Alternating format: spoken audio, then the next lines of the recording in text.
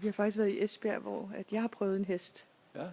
Jeg ved ikke, vi finder altid vores heste andre steder end på Sjælland. Sådan er det. Ja. Er det Fordi vi har haft så mange, altså. Men Hvad er det for en så? det er jo en Palomino, Ja. som jeg har prøvet at kigge på før, men jeg er lidt usikker på. Og det er noget med massefølgen. Jeg synes, den er for spinkel til mig. Ja. Men min friser skal på pension. Man kan også, når man ser de to der, den er jo ikke ret høj, hesten, men hun ser jo ikke lille ud. Eller stor ud. Der er fylde i ham. Der er jo Ja, meget fylde i ham. Ja.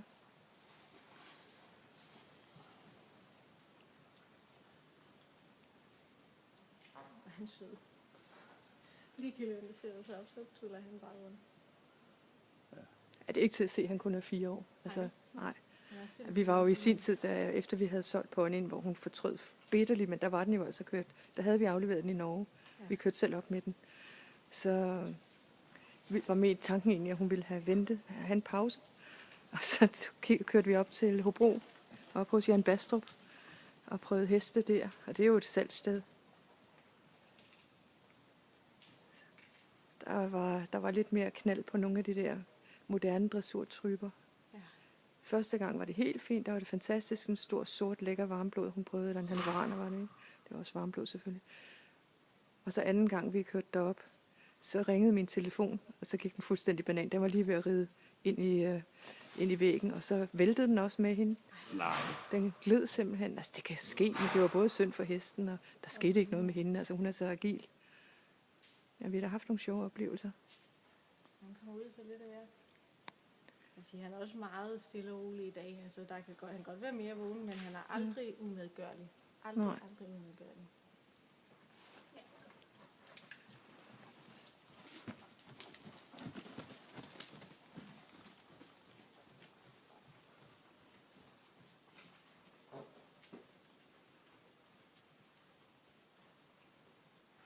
Hvor meget bliver han så reddet? Der eller hvad? Ej, overhovedet ikke. 2-3 gange om ugen. 2-3 gange stadig, ja. Han er blevet reddet i torsdags, og i går var han ude at skrive. Ja.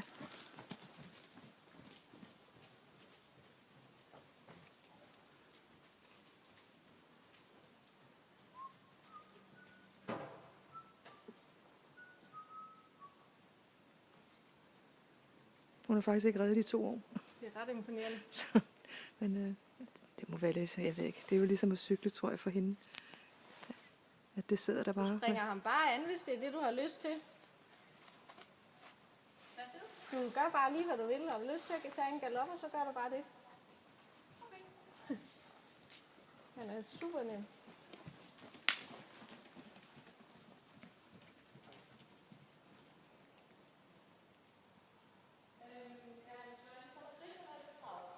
Han kan godt. Du kender jo ikke hinanden så fint, og ellers så tager du den bare på trav. Bare spark lidt til ham, du kan godt se, at han går og drømmer den lidt af. Ja, den kom fint. Så slår det bare herovre.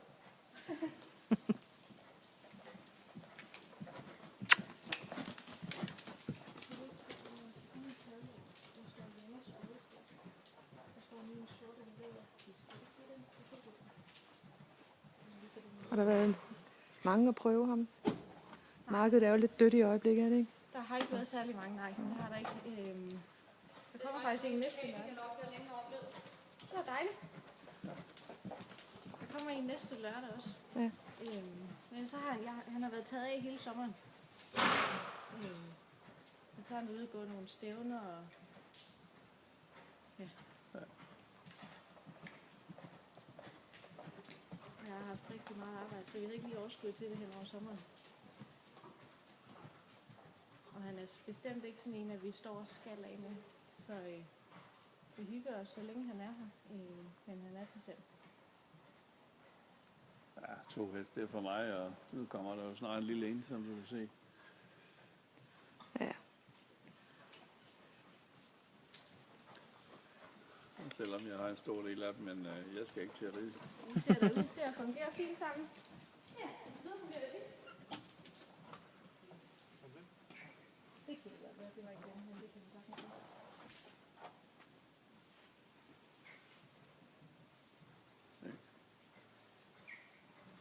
bare trykke lidt til, om han ligner en, der går og nyder det lidt for meget.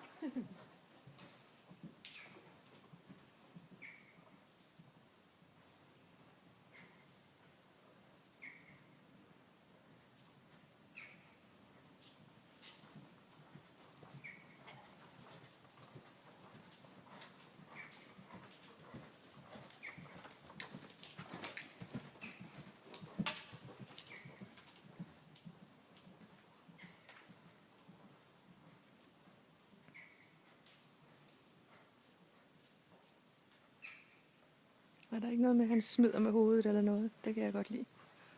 Han tager det helt op fra og ned. Fuldstændig. De er næsten også bygget sådan der. Ja. Det er det gode i det. Ja. Du får ikke den store kamp for til. Nej.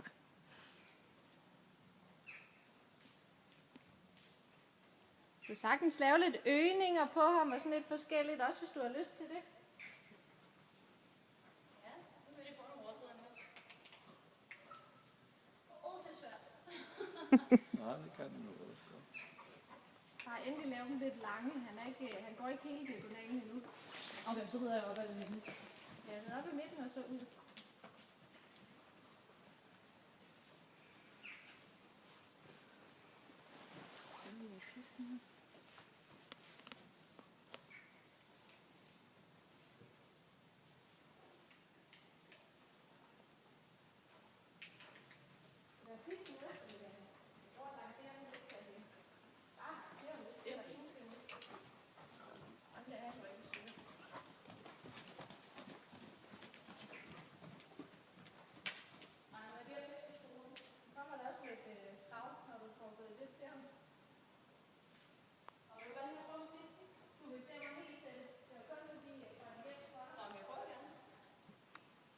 Hun er ikke så pivet. Nej, hun er ikke så pivet. Og hende kan du sætte op på hvad som helst. Ja, Det kan. det er dejligt. Altså, ja. Det er også det er godt for hesten, altså, hvis de mærker, at vi er sådan lidt Ja, løse til. ja. Så den anden, vi har, der er stort set kun Mette, der gør det. Ja, det sagde hun til mig. Ja. Det er svært. Hvor gammel er den så, den anden? De er fra samme år. Nå, de- Der er måske halvt års forskel. Ja.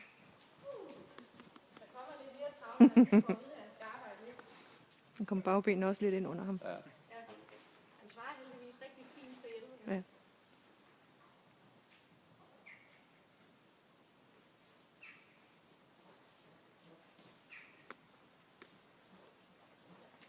Sådan.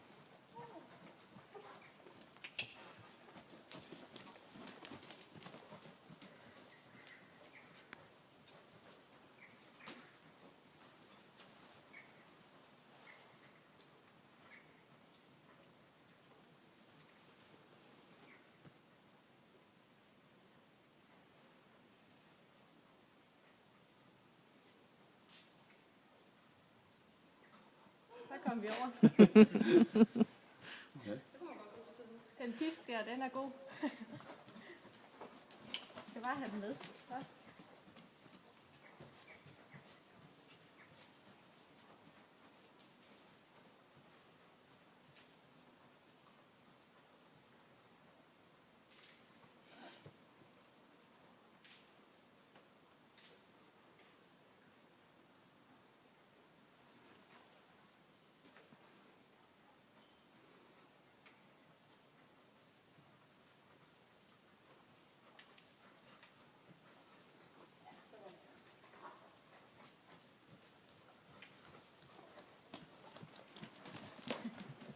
Se, hvad jeg kan.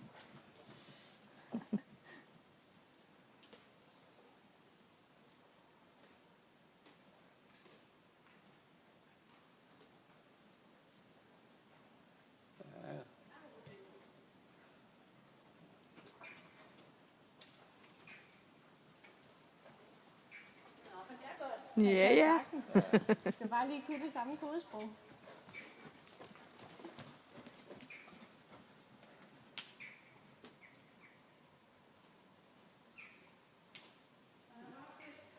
Han er super flink.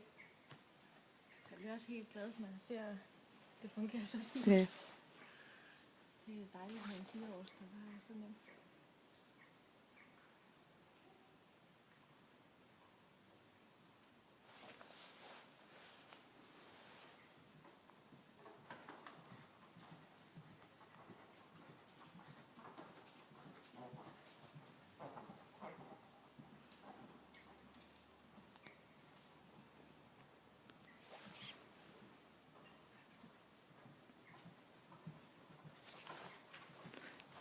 Camilla, hun har også en vis erfaring, selvom hun ikke har reddet de sidste par år overhovedet.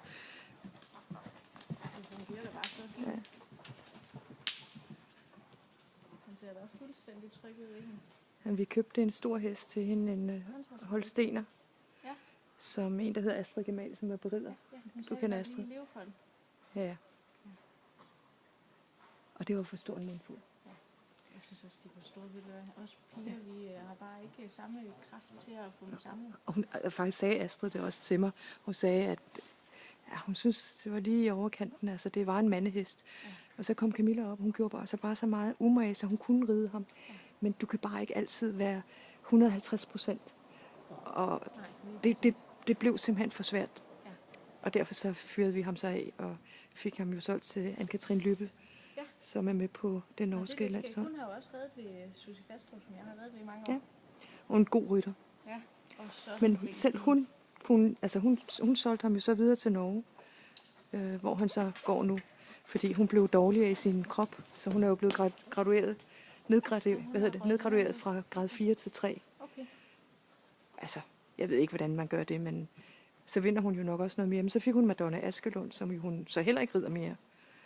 Jeg ved ikke, hvor den blev af. Fordi da jeg redde sammen, hun var nede nede i Sønderjylland på kursus samtidig med, Ja. jeg var med min nede i Susie Fastrup på det tidspunkt. Og der havde hun en stor knapstruppe. Ja, det er den, hun har været til OL med, Ja, til Paralympics. lige Fordi jeg har også reddet sammen med Annika, som også er Ja, handicappet. ja. Det er lidt sjovt. Men jeg satte faktisk min friser i ridning hos Anne-Katrin. Ja. Da jeg havde Anne-Katrin med ud at se den. Han reagerer meget på dem, du gør det. Det er dem, du siger? Ja. Jo. Jeg tror, du var ment positivt. Jamen, jeg har meget brugt Shanes lyde, så når jeg siger, så plejer han at stoppe. Hvis du prøver at sige det, og sidde helt stille. Ja.